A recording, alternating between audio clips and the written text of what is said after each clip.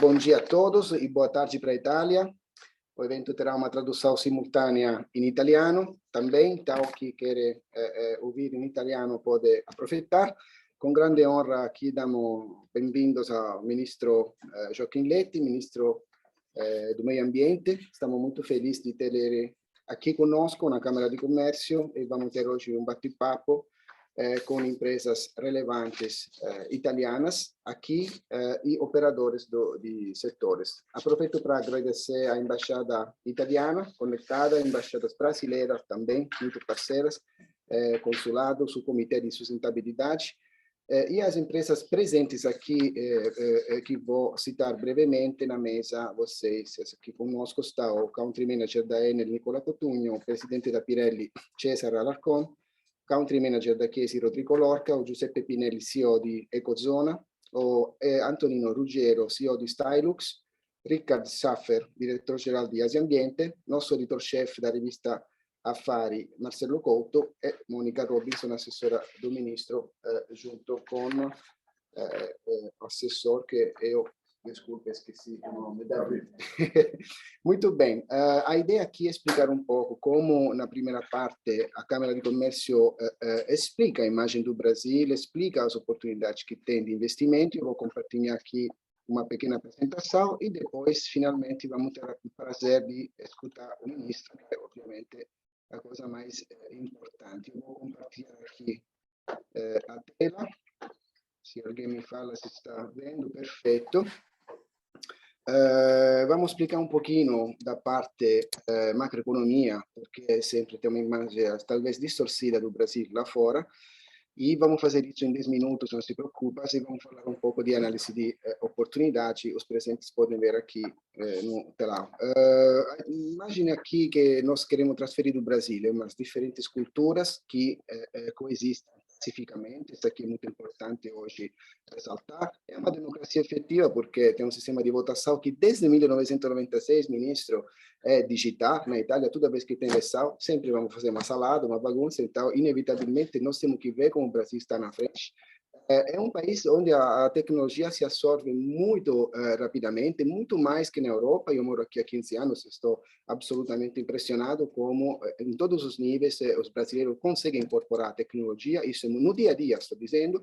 E nós falamos de frequente sobre a temperatura econômica, porque indicadores, ok, PIB, tudo, tão interessante, mas quando a gente mostra que durante a pandemia aconteceram 300 operações de private equity em 2020, depois cresceram ainda mais, 1.500 operações de M&A e cresceram em 2021 ainda mais. E no mercado de capitais tivemos 27 IPO em 2020 e 40 IPO em 2021, isso mostra a realidade de qual é a temperatura econômica brasileira.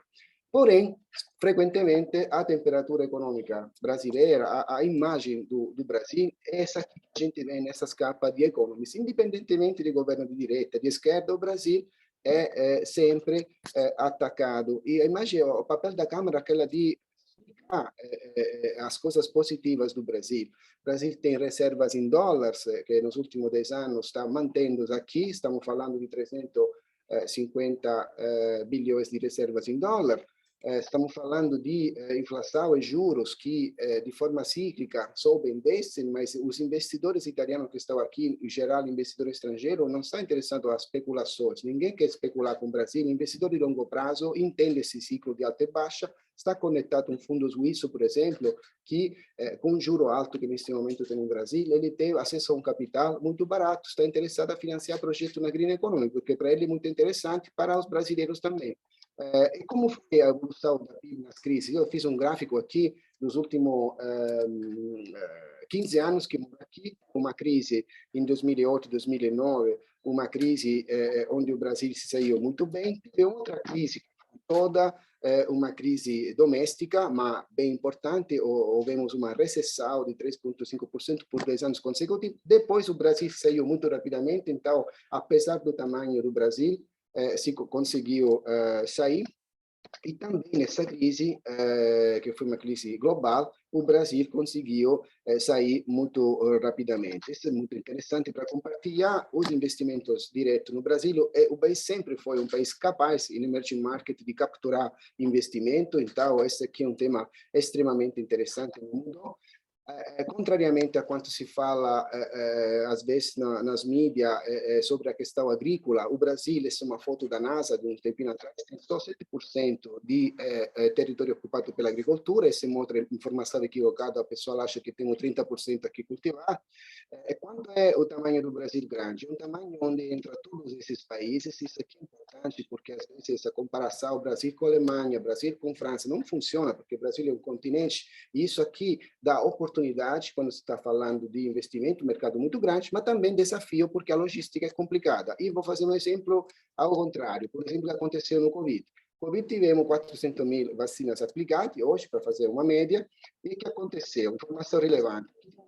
Entre Itália, Brasil e Estados Unidos. E hoje vamos olhar que no Brasil temos 74% de população vacinada, maior dos Estados Unidos, e próximo que foi da Itália. Se vamos olhar o que aconteceu em termos de mortos, o Brasil tem um número inferior aos Estados Unidos, mas obviamente na mídia, negativamente, que apareceu lá na Europa, o Brasil, não apareceu os Estados Unidos. Então, é interessante o papel da Câmara de Comércio, conjunto com instituições italianas e brasileiras, de transferir uma imagem positiva, uma imagem de que acontece na realidade. Estamos aqui na fonte, como eu gostei dessa palavra que a gente trocou antes, estamos na fonte para ouvir exatamente o que acontece na realidade. Como Câmara de Comércio, fizemos muito conteúdo, muito webinars, isso é muito interessante. Pegamos, a SACE, por exemplo, é a BNDES italiana, a gente pega o BNDES para ver como é que se pode financiar a tecnologia italiana suportando a agricoltura no Brasil. Fizemos um evento desse tipo. E tudo isso, ministro, vamos comunicar na Itália, a gente passa isso para os mídias italianos, e não só italiano, passa também para os mídias brasileiros, e sempre com o objetivo de explicar para empresas italianas que o Brasil é uma absoluta alternativa à China, e isso durante a pandemia pegou ainda mais corpo. A presença no Brasil é importante, estamos falando de 972 filiais aqui, então quase 1.000 empresas italianas estão presentes aqui. Aqui tem algumas empresas grandes, mas imagina o tamanho de pequenas e médias empresas acompanhando as grandes empresas, criando cadeia de valor aqui. Isso é muito importante comunicar. E quis colocar aqui também uma parceria que uma empresa brasileira fez com a Itália, muito interessante, a Granbio. A Granbio gera, evidentemente, etanol, não usando alimentos, mas usando o descarte, o bagaço da cana-de-açúcar, e essa tecnologia, ao contrário, foi exportada para a Itália, que serviu como um hub para poder fazer uma parceria, e o grupo Meri Tecnimont, listado na Bolsa, usa essa tecnologia em todas as fábricas. Então, essa aqui é um pouco a primeira parte, mais de pincelada macroeconômica, para mostrar o tipo de informação, de recado que a gente passa para a Itália. Aproveito para cumprimentar a nossa presidente do Comitê de Sustentabilidade, Márcia Massotti, conectada. Ela também é a diretora de sustentabilidade da Enel e membro do Conselho Rede Brasil do Pacto Global. Nós temos essa felicidade de ter ela emprestada pelo Nicola, aqui da Enel, atuando no Comitê de Sustentabilidade. Para os italianos, porque aqui os brasileiros mais ou menos um pouco sabem, a matriz elétrica brasileira realmente é fantástica, porque mais de 80% é já renováveis. E na Itália acontece exatamente o oposto, é uma matriz energética absolutamente contrária a isso. Só citando o que aconteceu no fotovoltaico, nos últimos anos aqui, esse setor não é que cresceu double digits, simplesmente explodiu. Nós temos na mesa Stylux, que é um operador de setor exatamente nesse sentido, que pegou essa carona de crescimento. Então, estamos muito contentes que investidores italianos podem aproveitar dessas oportunidades. Também tem essa slide, a quantidade de startup atuando no mercado de IoT, gestão energética, geração de energia, é um número gigantesco de startup que cresce. Então, é uma pesquisa de desenvolvimento feita fora, que as empresas de energia podem olhar e aproveitar. O Nicola também, já que está fazendo um projeto extremamente promissor nesse sentido. Aí entramos na parte de crédito carbônio. A gente comentou antes dessa parceria com o BNDES do Ministério para poder ver como colocar esse crédito de carbono, essas florestas que são em áreas públicas, a serviço da humanidade, porque gerando crédito de carbono se preserva a floresta e isso vai a serviço de todo mundo. Ou vai ter uma pequena chamada pública de aquisição de crédito de carbono. Eu me perguntei anteontem, mas quanto chegou a valer nesse momento esse mercado? A gente chegou a esse número aqui de $1 bilhão nesse momento de valor, e ainda tentamos ver o que vai acontecer nos próximos anos. Achamos várias fontes, depois vamos ver a fonte do ministro, que vai ser bem mais confiante da nossa, mas é um mercado absolutamente gigantesco. Nesse setor aqui, o papel do Brasil é um papel fantástico. O ministro liderou em Glasgow as negociações que, de fato, criaram esse mercado global de crédito de carbono. Nós temos só que agradecer por essa atuação firme e contrária, digamos, a que várias pessoas possam imaginar. E a lista de iniciativas que no Brasil pipocam, nascem sobre green energy é tão longa que era inviável hoje compartilhar. Eu peguei por ordem cronológico a última iniciativa, que é essa que foi, acabou de sendo the Regreen, é uma iniciativa privada que basicamente querem pegar 1 milhão de hectares da Mata Atlântica e na Amazônia para poder restaurar, reflorestar, mas nós temos aqui na mesa um CEO, Giuseppe Pinelli, de uma empresa italiana, il CEO da Ecozona, que tem um projeto exatamente igual, mas não se divulgou, e junto com empresários brasileiros compraram 900.000 hectares dentro da Amazônia, exatamente para gerar carbon credit. Então, o italiano saindo na frente, alinhado com a agenda atual. Último tema, eu visitei uma empresa recentemente, a Magaldi, perto de Nápoles, uma empresa que tem um portfólio de brevetos gigantesco de IP, e logo depois da guerra, eles tiraram do forno, a Letícia, uma das sócias da empresa familiar, tiraram do forno um breveto super simpático que serve para armazenar a energia do sol e do vento, para ficar, entre aspas, independente do gás russo, mas é um breveto que já saiu do forno e pode se colocar na mesa, não só na Itália, evidentemente, que é um país pequeno, mas no mundo, no Brasil. Tanto porque no hidrogênio, até na Itália existe a Hydrogen Valley, né? Mas, na verdade, tem um problema aí, porque para criar hidrogênio você precisa de energia. Então, quanto mais a tua matriz energética está poluída, quanto mais vai usando. E aí, para encerrar esse breve papo nos meus 10 minutos, o Brasil tem um debate de dizer, mas se pode tornar o líder na exportação de hidrogênio verde ou não? Então, esses são os temas, os pontos que eu queria compartilhar aqui, que servem para o ministro poder continuar a evoluir nessa conversa e compartilhar conosco informação de primeira mão. Muito obrigado a vocês e eu passo a palavra para o ministro agora.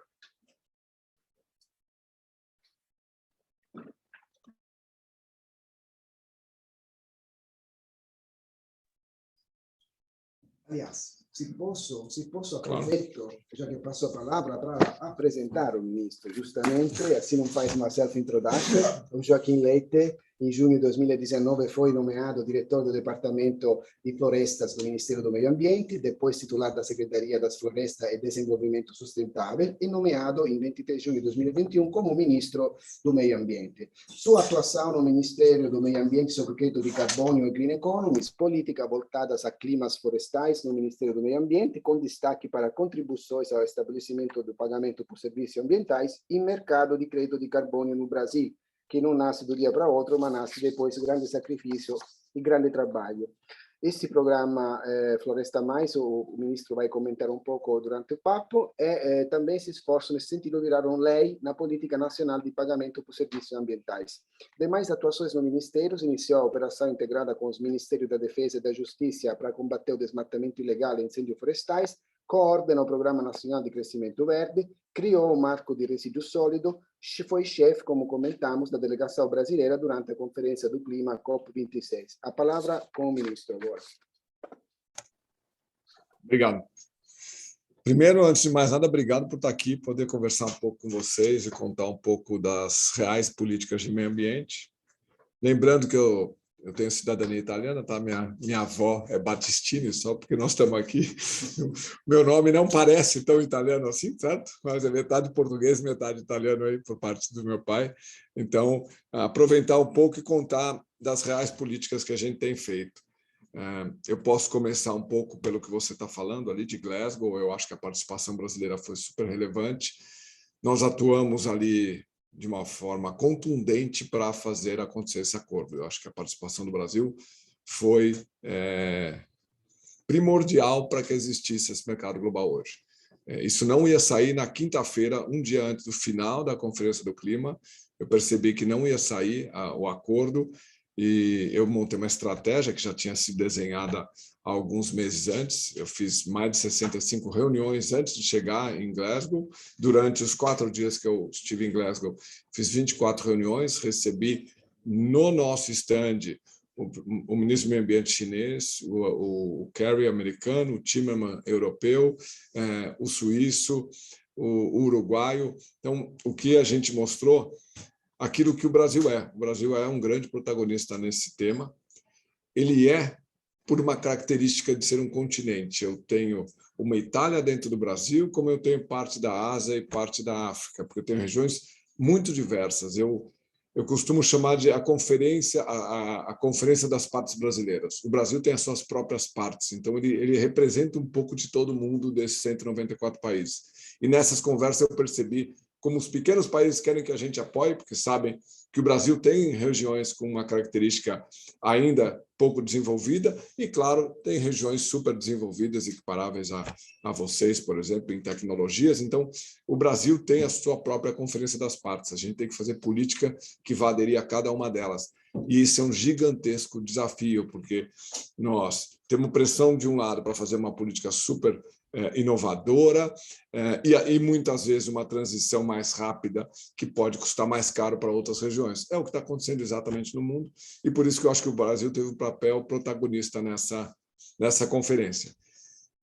E aí nós agimos, eu montei a estratégia, ela deu certo, por isso que saiu o Acordo Global de Carbono e eu acho que montei essa estratégia porque desde o primeiro dia eu sabia que isso seria benéfico para o Brasil e eu tinha que desenhar uma estratégia de algo bom e do interesse do governo federal e dos brasileiros.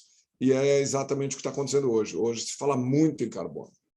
O que aconteceu é que uma demanda foi criada em abril do ano passado, na Conferência dos Líderes Globais, que foi feita pelo Biden nos Estados Unidos.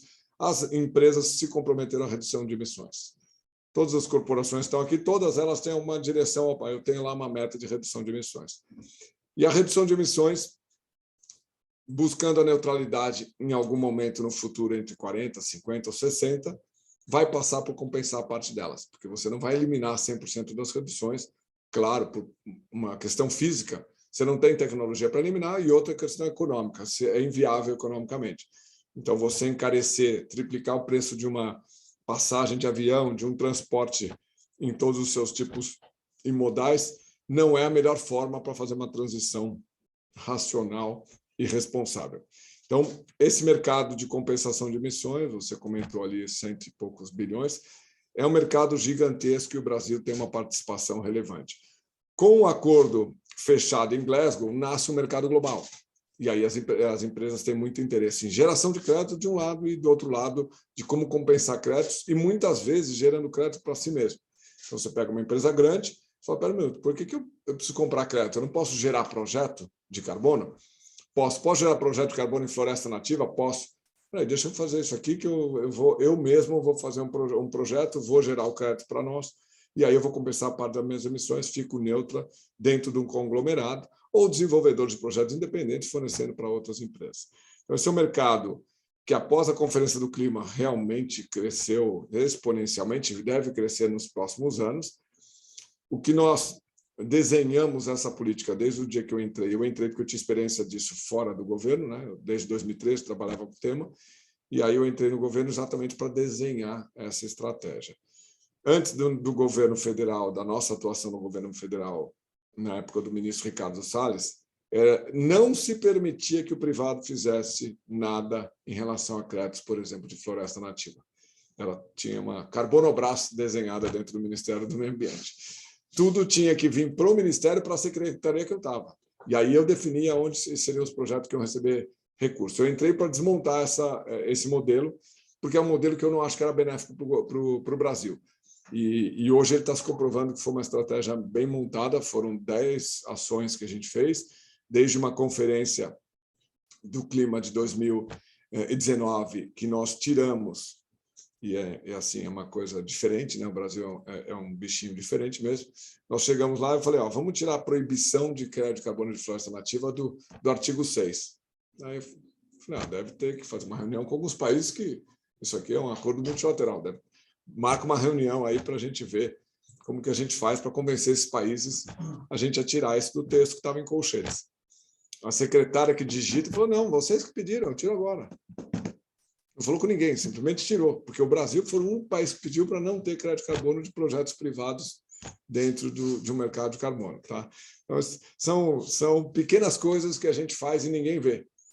Mas é dali que nasce a possibilidade de você estar hoje fazendo um projeto de carbono, de um setor privado mais eficiente do que o governo federal para tentar fazer esse recurso chegar no chão. Imagina um crédito de carbono de uma floresta nativa vir através de governos e doações internacionais, passar pelo Ministério do Meio Ambiente para chegar no chão. A ineficiência é um desafio global, financiamento de clima. Financiamento de doação de recursos para financiar clima é um desafio global e nessa conferência teve muita discussão. 80% dele fica no meio do caminho e nada chega no chão. Quando você traz o privado, como você falou, o José está aqui com um projeto e fala, vem cá, eu vou lá, eu compro a área, eu cuido da área. Nós, com o BNDES, estamos lançando estudos para pegar unidade de conservação, você vai lá, concessiona por 30 anos por pagamento pelos serviços ambientais. E o indicador é carbono. E esse mercado aconteceu, é relevante, o Brasil tem uma possibilidade gigantesca de ser o maior exportador de carne do mundo. Provavelmente a gente vai ficar com 25% desse mercado. Por quê? Porque custa 10% do custo de reduzir em outros países. É uma questão econômica. Se eu posso reduzir no país, e o que acontece quando eu faço a redução? Em vez de fazer essa redução num local que é caro, eu vou comprar isso por um preço mais acessível, mas eu vou transferir renda e riqueza e receita extraordinária do norte para o sul. Então, especialmente em floresta. Quando eu faço esse movimento, os investidores estão vindo para cá para proteger floresta nativa, para remunerar. Mas aqui, essa operação gera emprego no Brasil e gera proteção florestal. Então, esse modelo, esse mercado global de carbono, onde você consegue compensar em regiões mais frágeis, e os saltos tecnológicos em regiões mais frágeis geram mais carbono. Quando eu estou no altíssimo patamar de tecnologia, eu tenho pouca possibilidade de melhorar a minha indústria para reduzir emissões. Num país como o Brasil, você ainda tem muita região para dar esse salto tecnológico e gerar crédito. Créditos que virão floresta nativa, claro, conservação e recuperação, créditos que virão de energias renováveis, créditos que virão substituição de fósseis por renováveis, créditos que virão de uma agropecuária que pode provavelmente ser positiva em carbono. Então, os estudos já iniciaram e nos próximos, provavelmente, 10 anos, 40% do carbono na atmosfera será absorvido no processo de produzir alimento. Porque eu não sou cientista, tá? O meu raciocínio é bem simples, tá? Mas eu fui fazendeiro de café por 10 anos da minha vida. Quando você pega um solo pobre, nada melhor do que colocar carbono nele. Você reestrutura o solo. Eu preciso absorver carbono da atmosfera e fixar ele no solo. E o que é isso? Quanto mais eu produzir, mais eu estou absorvendo carbono da atmosfera e colocando no solo. E aquele solo com mais carbono ele está melhor para produzir. Então, ele vai acontecer as duas coisas ao mesmo tempo. Os novos cultivares irão ser medidos não só pela quantidade de produção de alimento, mas sim pela absorção de carbono. Então, esse é um futuro promissor para um Brasil exportador de crédito. Então, nós temos aí de resíduos, que é o último ponto, que eu ia falar de geração de crédito. Você gerar crédito de biometano é uma oportunidade gigantesca. Nós lançamos um programa chamado Metano Zero. Ele tem um foco exclusivo em aves, suínos, laticínios, açúcar e álcool e aterros sanitários.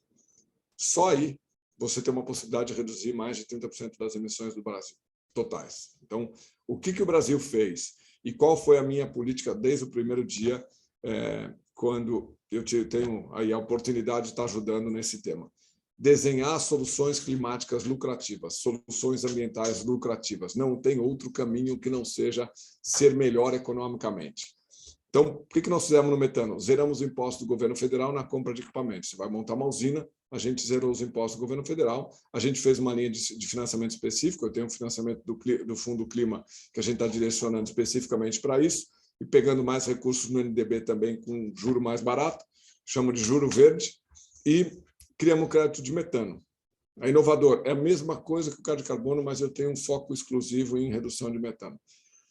O desenho disso foi: eu pego um resíduo que ia soltar na atmosfera metano e eu transformo ele em bioenergia. mas eu posso dar um passo a mais, purificar ele de 54%, que é o biogás, para 94%, e aí eu transformo ele em biometano, vou num trator, substituo o combustível fóssil desse trator, limpo a cadeia, por exemplo, de leite, a cadeia de açúcar e álcool, aí eu vou pegar a suinocultura e faço esse mesmo movimento. Então, eu acho muito importante a gente entender que essa é uma solução lucrativa. Um produtor rural que eu tive a oportunidade de visitar, ele estava ganhando R$4.000 para expandir a produção de suíno. Eu era um pequeno produtor, ele estava fazendo uma operação muito interessante, porque ele queria aumentar de 3 granjas para 5 granjas, mas ele não podia por causa do meio ambiente. O meio ambiente não permitia que ele jogasse mais resíduo no rio. O que ele fez? Ele colocou um biodigestor, na verdade são 22 produtores, com 17 quilômetros de um mini gasoduto, levando isso tudo para um biodigestor no oeste do Paraná. Então, é uma coisa muito simples, cada um fazendo o seu, só que eu colocar esse biogás do biodigestor dele no sistema, dava a ele R$4.000. Só que ele estava feliz, porque além de ganhar R$4.000 de cuidar do esterco, do resíduo da suinocultura dele, ele pode expandir. Então, se ele não tratasse, ele não ia expandir. Ele é produtor de suíno. E o que aconteceu? Ele falou, doutor, aqui tem um super milho. Por que eu pego agora o biofertilizante que sai disso, jogo na minha lavoura, eu gastava 22 sacos, estou gastando 8. Então, doutor, aqui eu estou feliz da vida. Isso é uma solução climática lucrativa que tem que ser escalada. O Brasil utiliza 1,5 desse potencial. 1,5 é tratado no Brasil de metano. O Brasil é um continente de oportunidades. E por que esse programa foi importante? Após a Conferência do Clima, é claro, qualquer movimento que o governo federal faça em qualquer ação, sempre há uma pressão. Após a Conferência do Clima, nós tivemos, claro, pressões para discutir por que a gente aderiu a esse acordo, porque o Brasil é parte da solução. O primeiro país a fazer efetivamente um programa que tem isenções do governo federal, com financiamentos específicos, criando um crédito de metano, foi o Brasil. 4 meses depois de assinar o Acordo do Clima. Então, quando alguém falar que o Brasil não participa, não faz, ou só tem compromisso, está aí, está feito uma operação que é bastante interessante, e eu acho que nós somos, de novo, parte da solução. O tema metano no Brasil, com esse programa e com a iniciativa privada, trazendo tecnologias internacionais, italianas, que venham com tudo que nós temos de possibilidade de aproveitar esse restante de 88,5% de resíduos do agroindústria que não para de crescer.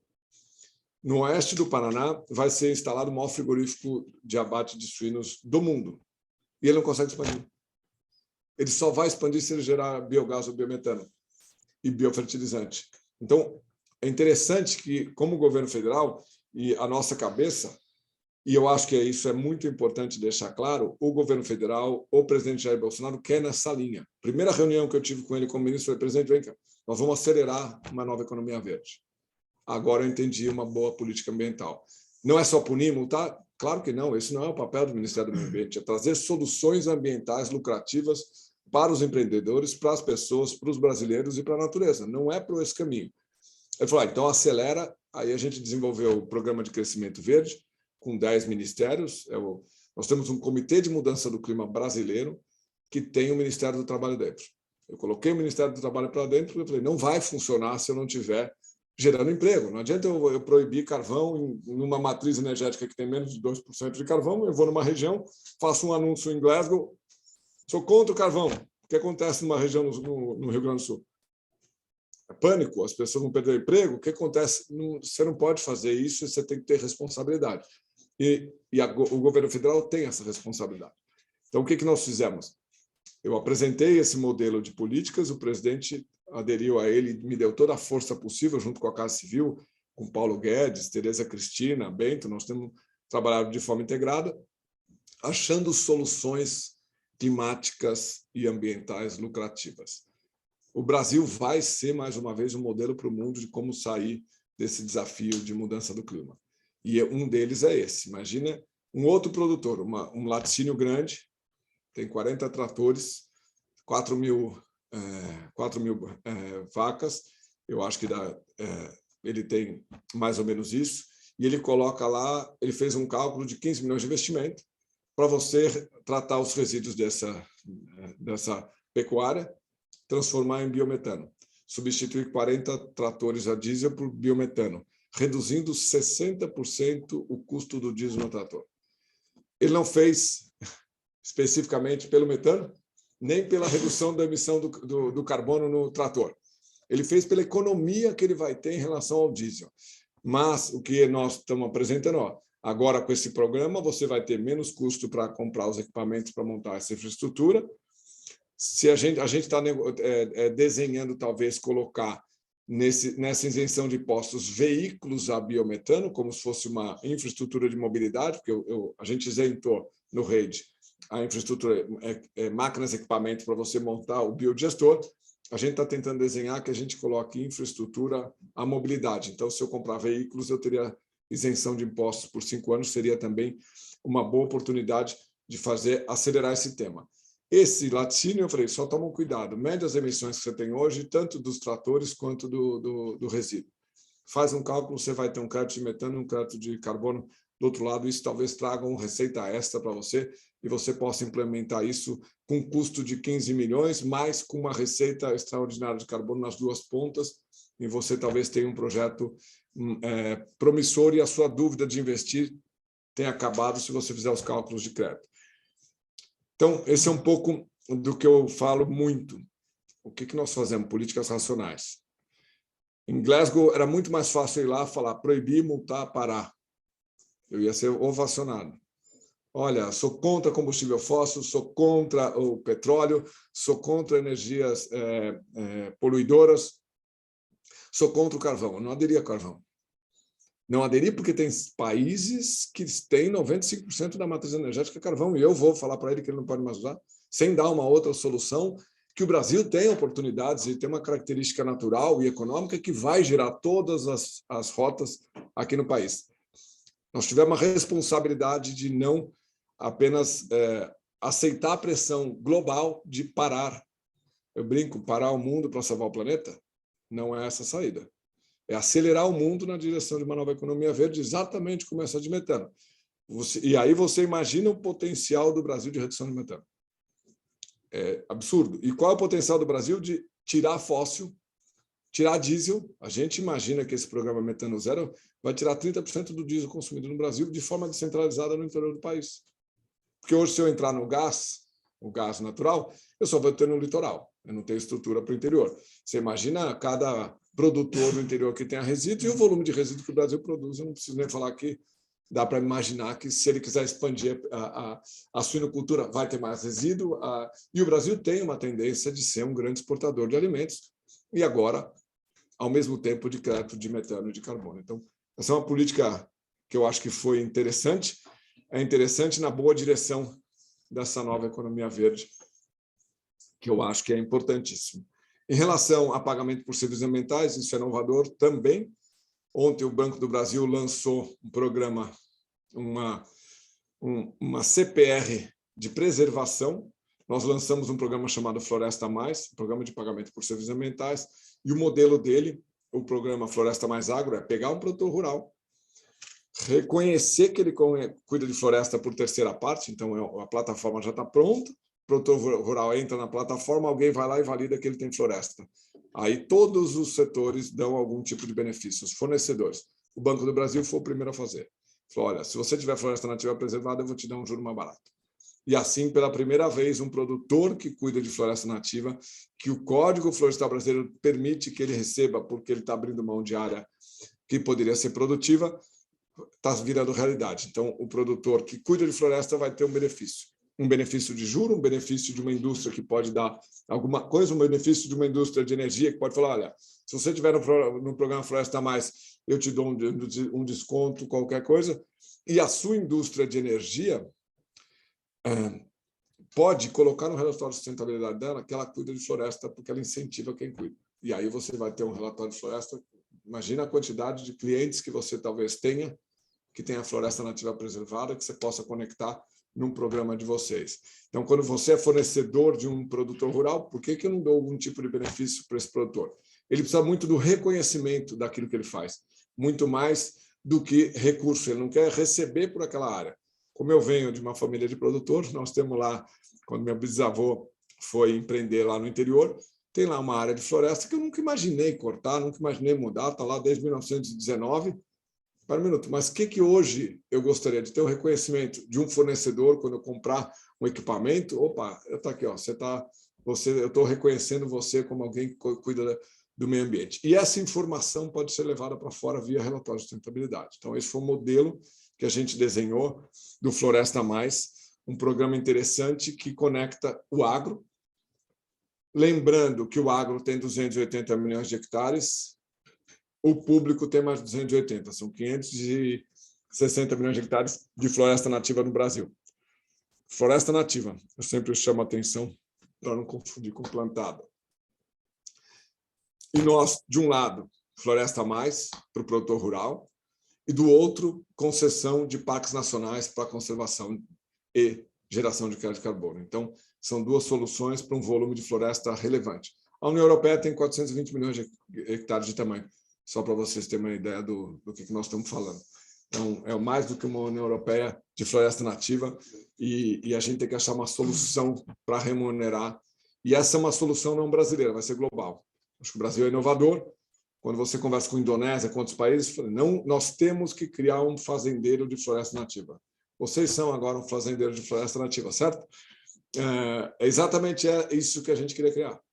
Que indicador? Hoje é carbono, mas tem biodiversidade, tem clima, tem comunidade, tem vários indicadores de um hectare de vegetação nativa. E eu, é claro, como ministro do Meio Ambiente, eu gosto de destacar que é vegetação nativa. E o indicador carbono é muito bom para a Amazônia, mas eu preciso de uma solução para o Cerrado, eu preciso de uma solução para a Caatinga, eu preciso de uma solução para a Mata Atlântica. E nós temos que ter soluções para remunerar e criar fazendeiros de floresta nativa em cada bioma e em cada parte do mundo, aonde o mundo entender que tem que remunerar um ativo chamado floresta nativa, e eu acho que nós estamos nessa boa direção disso. O governo federal está desenhando um programa, o mercado regulado de emissões nacional, vai ser o mais inovador mercado do mundo de emissões de gás de efeito estufa. Por quê? Porque ele é focado para exportação, baseado em acordos setoriais e empresariais de redução de emissões, e ele tem uma regra. Quem quiser participar desse mercado tem que buscar neutralidade até 2050. Só essa regra. E aí você tem uma curva de descarbonização que foi excedente, você vai poder utilizar o mercado do regulado e assim gerar receita extraordinária para toda vez que você reduzir suas emissões acima das metas comprometidas. Por que setorial e não linear? Porque os Estados Unidos não fez um acordo linear de mercado de carbono e a Europa fez um porque ela tem uma dinâmica de competitividade ou capacidade tecnológica de redução de emissões muito parecida em todo o seu território, apesar das suas diferenças não são comparáveis com a do Brasil. O grande desafio era você não fazer um mercado único, linear, que fosse prejudicar regiões, por exemplo, que nem Roraima, que a energia toda é feita do diesel. E ali você teria uma emissão e um cálculo de emissão. Segundo, viraria custo para combustíveis.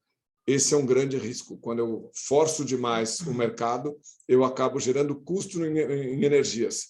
E hoje está bastante difícil você falar que vai aumentar custo de energia por causa de carbono. Você tem que fazer um modelo, e o modelo que a gente entende brasileiro é exportador.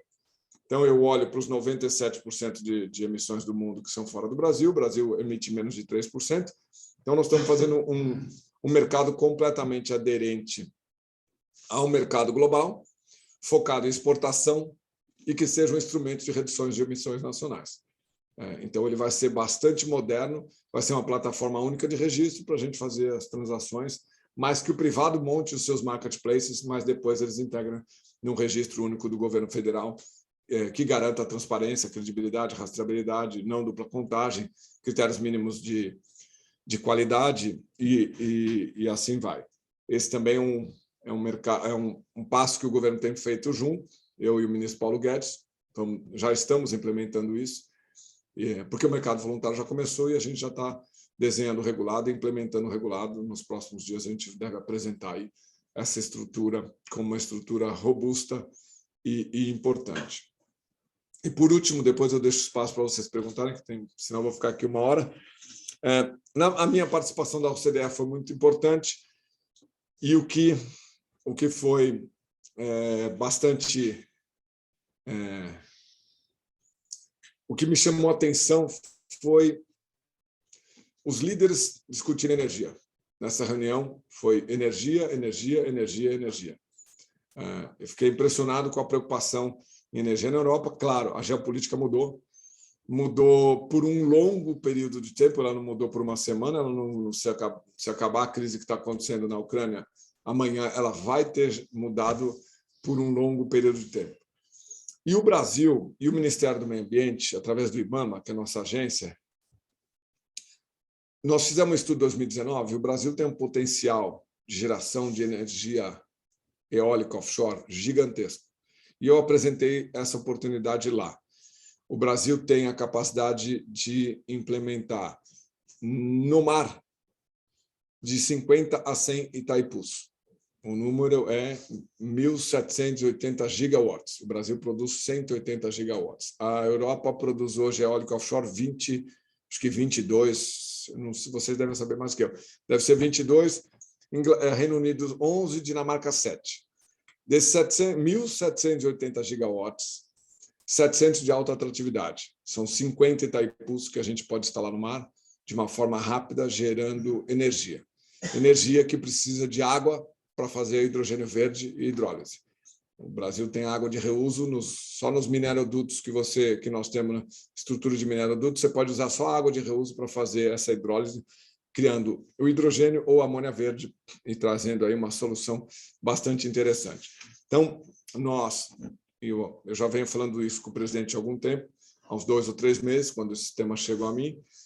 Nessa segunda-feira, fui com o presidente no Cristo Redentor até, e ali a gente conversando, ele me pediu para acelerar bastante esse tema para que esta oportunidade seja absorvida pelo setor privado. E o que eu fiz lá, eu estava contando do retorno da OCDE, né, que eu fui com o Paulo Guedes, ele falou, essa é uma oportunidade gigante para o Brasil ser um exportador de energia, e ele me corrigiu, energia verde. É exatamente isso, presidente, é isso que a gente enxerga. Vou voltar. Qual o tamanho da União Europeia? 420 milhões de área. Qual o tamanho da nossa faixa de marinha? 350 milhões de hectares. Então, imagina que nós temos quase uma Europa inteira no mar. Aí eu faço uma brincadeira. Qual é a facilidade de um operador dar manutenção no Mar do Norte, numa pá eólica que o parafuso soltou? Ele vai entrar no escafandro, barrar uma corda na perna, tentar subir numa torre, e então provavelmente vai decolar. Se ele tiver sem uma roupa para garantir que ele não vai congelar em 4 minutos, vai dar tudo certo. Provavelmente no Nordeste ele vai estar com uma lata de cerveja na mão, uma chave de fenda na outra e uma sunga numa canoa, num lugar que tem vento, mas não tem tempestade. Então, essa brincadeira é para dar uma analogia, para mostrar um pouco que nós temos uma oportunidade de vento no Nordeste, é um pré-sal de energias renováveis. É um pré-sal de energia eólica no Nordeste. Então, a gente vai acelerar esse tema, porque nas reuniões que eu tive lá com o Matthias Cormann, que é o secretário executivo, e com os outros países, Dinamarca e Suíça, e França, se mostraram muito interessadas no tema, nós temos uma oportunidade. E me falaram, nossa, mas é ousado o seu projeto. Eu falei, não é meu, é de vocês. Eu não vou fazer nada, eu só tenho a área e o mar. Você vem aqui com tecnologia e dinheiro, porque a energia vai voltar para você. Não estou falando, a nossa energia está garantida, renovável. Já temos nossa estrutura, já temos um plano de energia para os próximos 10 anos. Renováveis vão aumentar, eólico onshore e solar vão dobrar de tamanho. Hoje o solar está do tamanho de Itaipu, 14 gigawatts, eólica está em 21, isso dobra de tamanho nos próximos anos, mas nada comparável aos 1.780, ou 700, ou a 50 Itaipus no mar. Então, o que nós vamos fazer é regulamentar para que isso aconteça, a concessão dessas áreas, para que essas áreas aconteçam e sejam exploradas por vocês. Porque quem precisa de energia renovável nesse momento, ou melhor, não neste momento, nos próximos anos, para atingir suas metas de redução de emissão, especialmente as conversas com os europeus foram as que mais se mostraram preocupados com o tema de energia. Então, nós temos soluções. Qual é? Você fazer um volume gigantesco de eólica offshore, numa condição muito boa, com uma capacidade de transformação disso em hidrogênio verde, pelo volume também de água que o Brasil tem. Então, você tem duas oportunidades. Isso aconteceu numa conversa com empresas privadas da Europa que falaram: nenhum outro país tem uma possibilidade tão grande quanto o do Brasil de ser um fornecedor de energia verde. Porque os outros países têm sol, mas não tem vento. Se tem vento, tem uma matriz energética que é muito poluente, vai dar errado. Vocês têm vento à noite, sol de dia e água em abundância para ser a bateria disso tudo se desse um problema. Mas eu até tiraria, eu acho que a matriz energética brasileira está resolvida. Ela não precisa de mais eólica, ela já é o que o mundo quer ser daqui a 50 anos. A gente já está resolvido, vai expandir renováveis, é óbvio, mas essa oportunidade eu acho que é uma oportunidade super interessante. Então, eu queria trazer aqui, mais uma vez, o Brasil mostra que é parte da solução, e o que nos une lá na OCDE é achar soluções comuns para um tema chamado clima, e agora um tema chamado energias verdes, e aí, sim, o futuro vai ser melhor em relação a emissões se a gente conseguir fazer essa transição e o Brasil ser parte dessa solução. E, óbvio, para nós, o que nos interessa é a geração dessa indústria gigantesca de eólica, que já é muito desenvolvida na Europa. Esse estudo do IBAMA foi com a União Europeia junto e com o Reino Unido. Ele trouxe bastante informação, são 200 páginas, está no site. Hoje já tem no IBAMA 106 gigawatts de solicitação de eólica offshore, mas a gente ainda tem que organizar, porque as pessoas pedem ainda sem uma estrutura montada de regulamentação, então a gente vai fazer isso acontecer. E, por último, nós vamos lançar um programa agora, no dia 13, chamado Recicla Mais. O Brasil tem a possibilidade de reciclar a embalagem. Essa garrafa que está aqui, para onde ela vai? Ela sai daqui, e qual o caminho que ela faz? Eu tenho uma responsabilidade de quem forneceu essa água, o fabricante, o importador, e eu tenho uma responsabilidade do consumidor que comprou, e daqui eu tenho que saber aonde que ela vai ser destinada. Em embalagem de defensivos, eu acho que é um exemplo para o mundo. Um país continental como o Brasil recicla 94% das embalagens defensivas, isso é praticamente 100%, deve ter alguma perda no caminho, esse 6%. No Brasil continental. Alumínio, 97%. Então, por que a gente não faz a mesma coisa com plástico e vidro? O Brasil aderiu ao Acordo Global de Plástico, que é quase um compromisso, quase do tamanho do compromisso do clima. É um acordo global de redução de poluição de plástico, e a gente vai lançar esse programa Recicla Mais. É exatamente o mesmo modelo de mercado de carbono. Quem joga na natureza o plástico deve recomprar esse plástico. Hoje ele tem um valor muito baixo, então a gente está colocando um modelo de leilão reverso de quem vendeu essa água. E, no futuro, a gente conseguir escanear esse produto de ponta a ponta para saber onde ele foi parar. Eu brinco que, no futuro, a gente vai saber quem bebeu a cerveja e jogou a latinha na praia. Essa é a melhor forma de garantir que ele vai beber a cerveja e vai descartar corretamente. É exatamente o que acontece com defensivos. E a gente poderia... E isso aqui, hoje, é reciclado 20% das embalagens de plástico e vidro. Então, como a gente consegue chegar no número de 90 e tantos %? Então, esse Recicla Mais vai criar uma central também de registro, uma plataforma de registro de transações. Então, quando eu fabrico, eu tenho um lote aqui dela, eu consigo saber quanto que você colocou na natureza e quanto você está retirando, transformando aquilo que era um catador de lixo num agente de reciclagem.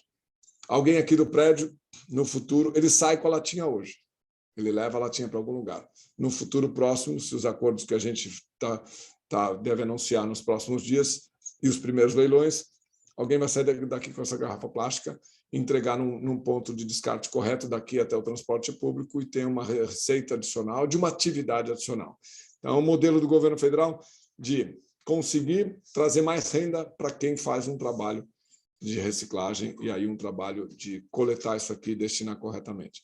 Então, esse é um pouco do resumo, desculpa a velocidade. Se vocês tiverem aí interesse, eu estou aberto aí a todas as perguntas de todo o tema aí, tá bom? Obrigado. Obrigado, ministro. Realmente diria, para resumir esse interessantíssimo discurso, sustentabilidade com escalabilidade, inovação com criatividade. O Brasil pode mostrar e vai estar mostrando que papel importante pode ter. Os Estados europeus com certeza têm interesse.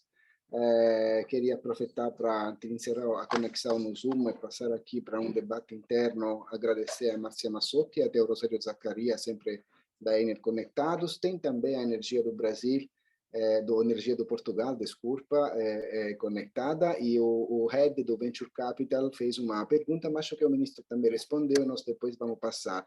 Ele escreveu o seguinte: o ministro está acompanhando sempre mais startup brasileira com tecnologia aplicadas a crédito de carbono, levantando capital com fundo de venture capital internacionais. O Brasil tem tudo para liderar esse mercado, há programa, recurso do governo para investir diretamente no capital dessa startup, em conjunto com o investidor privado. Então, essa é uma pergunta que vem de um operador que já tem recursos internacionais, querendo saber se, de repente, tem programas que se podem colocar em paralelo nessas investidas em startup. Não, o governo federal tem linhas de crédito para incentivar todos esses projetos que estejam ligados à redução de emissões. O programa de crescimento do governo federal, o programa de crescimento verde, ele tem 3 componentes. Um deles é incentivos econômicos, que é ou redução de impostos ou juros.